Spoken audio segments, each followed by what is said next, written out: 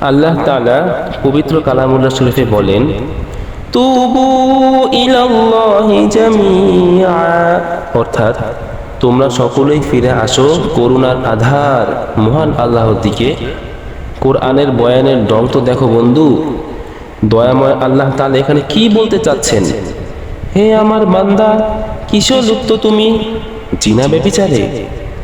কি গান্ধা, কি খবিস, কি নোংরা, কি অভিশপ্ত, কি গর্হিত, কি ঘৃণিত ও ধৃকিত সব, যে কাজের কারণে আসমান থেকে লানত বর্ষিত হয়।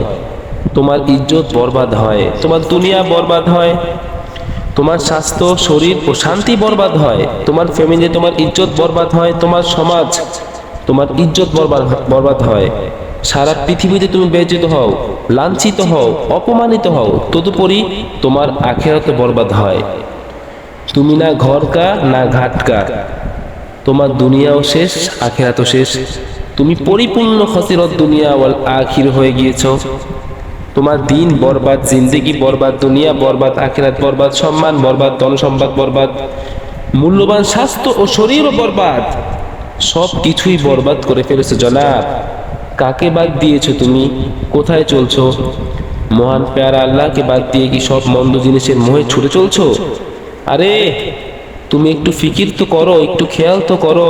তুবু ইলাল্লাহি জামিআ, তওবা করে জলদি, এখনো আল্লাহর পানে ছোট, সময় এখনো আছে। পবিত্র কালামুল্লাহ শরীফ আল্লাহ বলেন, কুল ইয়া ইবাদিয়াল্লাযীনা আসরাফু আলা আনফুসিহিম লা তাকনাতু মির রাহমাতিল্লাহ, অর্থাৎ হে রাসূল, আমার এই ঘোষণা আপনি শুনিয়ে দিন যে, হে আমার চরম হতে চরম পাপী বান্দারা, আল্লাহর রহমত হইতে তোমরা কখনো নৈরাশ হইও না।